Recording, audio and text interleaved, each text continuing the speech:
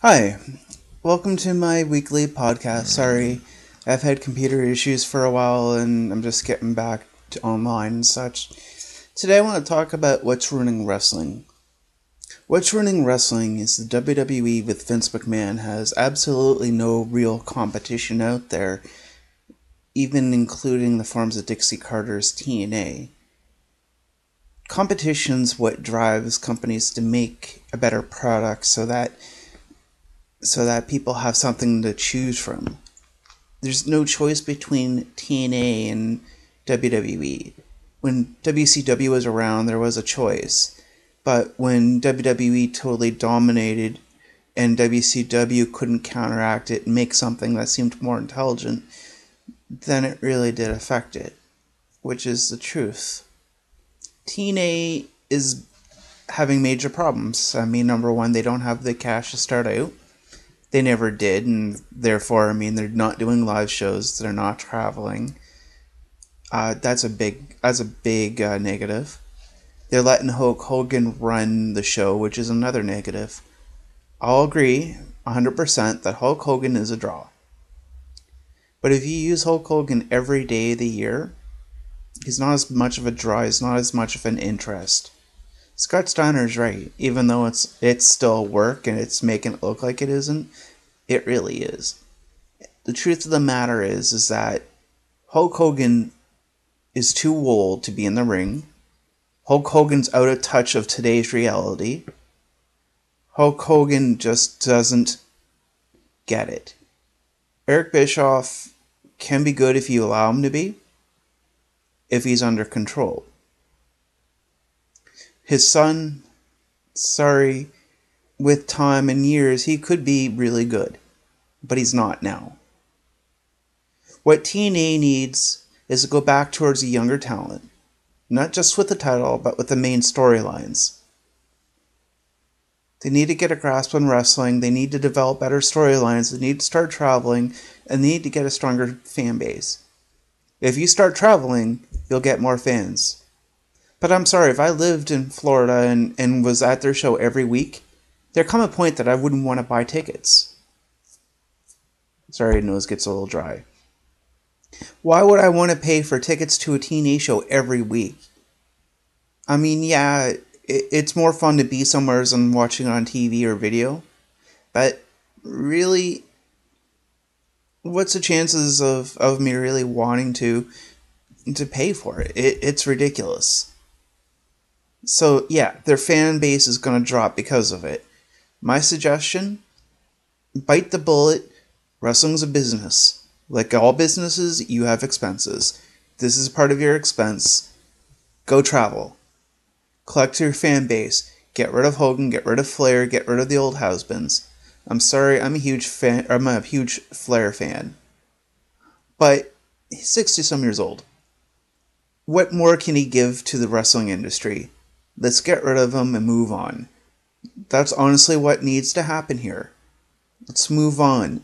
Let's try to devote 100% of the attention to the new talent and try to make new people like Sting, Flair, and Hogan all over again. Instead, use their own personalities instead of copycatting. Maybe then TNA would be real competition for the WWE. If that's the case, that would be awesome, because then that would push Vince into making more positive changes. I'm not a big Cena fan. In fact, I'll tell you, I loved watching John Cena get beaten the heck out of by Brock Lesnar.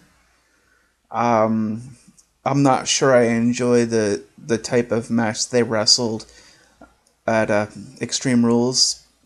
It was MMA, and Brock is an incredible wrestler and could have even made John Cena look like a great wrestler because he's that good.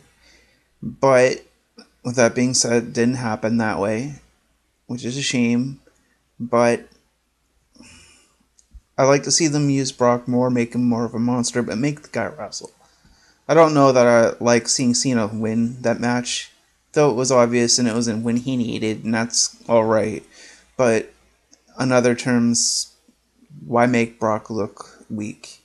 Because if he's going to lose to Cena now, who's he actually going to have a chance to win against? Give Cena the big win later. it will mean something so much more. WWE needs more than to spend a few $1 million on Brock Lesnar for a few dates a year. Needs more than spending a lot of money on The Rock for a few dates a year. And I'll say this. The Rock's entertaining. I hate Cena. But when it comes down to Cena versus The Rock, Cena is not the man who would put his father over at the Hall of Fame, speak about himself for 45 minutes, and only say 2 minutes worth of stuff about his father. The Rock has done that, in fact. The Rock was only there for a short time, which he sucked at the very beginning. If you don't forget the chants, Rocky sucks. Because he did suck. Until he had to get perverse, until he had to get gross, until he had to be funny and smartass. Rocky really did suck. And don't tell me his incest jokes about John Cena's mom and John Cena. Don't tell me that wasn't disgusting. I didn't find that amusing. To see John Cena take the job at that, I find that really disrespectful. I should have let John Cena win that and make him lose the rest of the year. For all I care, really.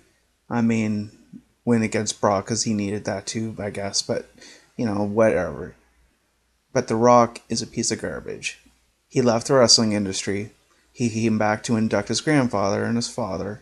He spent way too much time talking about himself and not them. I wonder if he even really has any type of real relationship with them. One really would know for real life, eh? I'm sorry, but I got no respect for The Rock. He left the WWE, and he shouldn't be remembered as a hero and an icon. He's somebody that left and spent less time there than somebody like Cena, Randy Orton, or any of them, and you don't see them running off to other companies or other things. It's not that they're jealous. It's not that they can't do it. They're professionals. Rocky was there to make the dollar, not for the fans. Those are some things to pay attention to, but anyways, guys, my time's running out. I hope you have a good day. Good talking to you, and we'll talk to you later. See you next week.